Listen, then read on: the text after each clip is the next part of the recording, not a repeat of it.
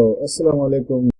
زمونږ اولنی ټیوټوریال خو تاسو به کتلی هغې کې تاسو ته ما د دې سافټویر د ډاونلوډ طریقه ښودلې وه چې څنګه طریقې سره دا سافټویر ډاونلوډ کېږي او د کمپایلر طریقه مطلب مې درته ښودلی و چې د دې څه مطلب دی.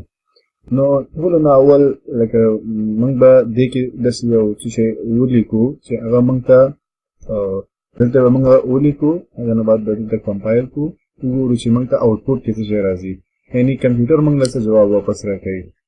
نو موږ کمپیوټر ته به اوس ویو چې هلو ورډ، لکه نورمالي تاسو کتلی هلو ورډ کې هلو ورډ نه لیکي، بل څه شی لیکل غواړئ هغه هم لیکلی شئ. نو راځئ موږ یو دلته څه شی ورکوو او هغې نه بعد هغه موږ ګورو چې موږ له جواب څنګه راکوي. نو د هغې لپاره یو څو پروسس دی، یعنی پروسس مطلب دا دی یعنی یو څو طریقې دي چې ته باید هغه پکې ورکړي او هغې نه بعد چې دی تا ته آوټپوټ درله درکړي. نو ټول نه اول چې دی هیش انکلود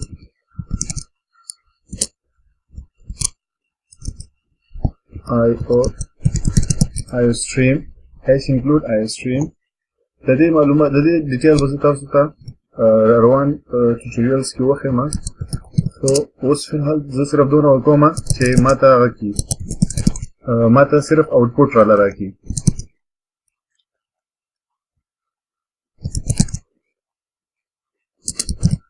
std د std په باره کې هم تاسو ته به زه معلومات درکړم.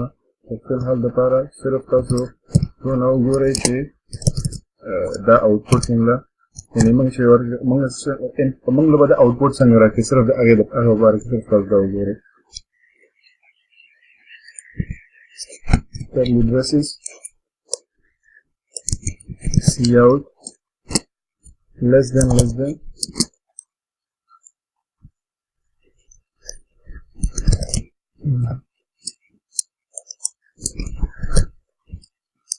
دلته دې ځای کې چې تاسو دا سیاوټ نه بعد چې تاسو دلته څه شی لیکل غواړئ، مطلب هیلو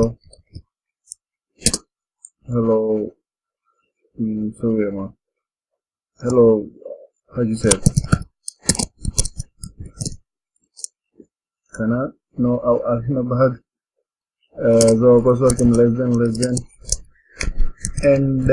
انډل چې دا موږ یوز کوو چې نیکسټ لاین که نه، یعنې یو بل لاین ته باید لاړ شي.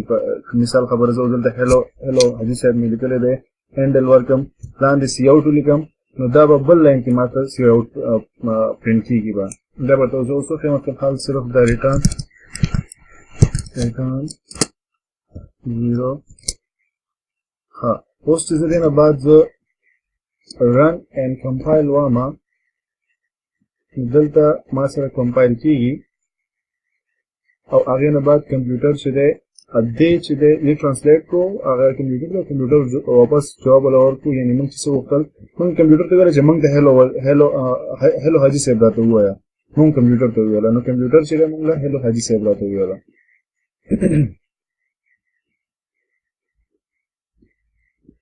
اوس به هغه هیلو حاجي صاحب خو تاسو ولیدو، زه به دا لږ اخوا کړم ځکه ډېر عجیبه لګي، ورډ لږ ښه دی.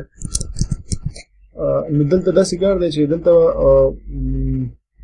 د هیش انکلود iostream او یوزینګ نیم سپیس دا اصل کې موږ ولې لیکلي دي. نو د دې ډیټیلز کې خو به تاسو ته زه لږ وروسته ووایم چې مطلب را روان ټیوټوریالز کې به درته ووایم، خو اوس دومره تاسو ځان سره وساتئ ذهن کې چې د iostream چې دی دې کې دننه موږ سره هغه دي د دې مطلب څه دی، د دې مطلب دا دی پری پروسیسر ډایرکټیو دی او دې کې دننه فایلز دي چې هغه موږ ته اوس فلحال خو نه، خو وروسته موږ استعمالوو دې کې. او دا یوزینګ نیم سپیس std دا اصل کې لایبرري ده چې موږ دا دلته انکلود یوز کړې ده، خو مطلب دا به موږ وروسته په کار راځي. او همدارنګه ډایرکټ د دې دوه نه بعد ډایرکټ مین انټ مین موږ لیکلی دی او انټ مین سیمی کولنز چې دي هغه امټي به پرېږدي همیشه. او بیا اوس د هغې نه بعد چې کوم دی کرلي بریسز به سټارټوي او دننه پکې همیشه به دې ځای کې به کمپیوټر ته وایي چې تا له ستا لپاره څه شی پرنټ کړي. مطلب ته ورته چې کمپیوټر به ډایرکټ څنګه چې دا اوس موږ کمپایل کوو ډایرکټ به کمپیوټر لیکي هیلو ورډ او نیکسټ لاین به کوي. نو دا رنګې طریقې سره چې دی دا پروګرام به کمپایل کېږي. تاسو لیک سات مخکې ویل چې اینډ نه بعد به زه تاسو ته یو بل مطلب نیکسټ لاین څنګه به تاسو ته معلومېږي دا نیکسټ لاین شوی دی که نه دی. راځي یو ځل بیا ولیکو سی اوټ less than دلته ولیکو my name is Mustafa او دا ما حدود لیکلو او بیا غینا بعد بیا هم زبا endل مطلب next line کې چرته لیکي کولی کې نه نو ضرورت نشته او compile and run وکړو نو compile and run نه بعد وګورئ نو بره hello world لیکل شوی دی بل لاین کې hello مصطفی لیکل شوی دی نو تاسو وکړئ چې hello world مصطفی لیکل شوی نن لپاره همدومره ټیوټوریال او ما سره اوسېږئ د الله په امان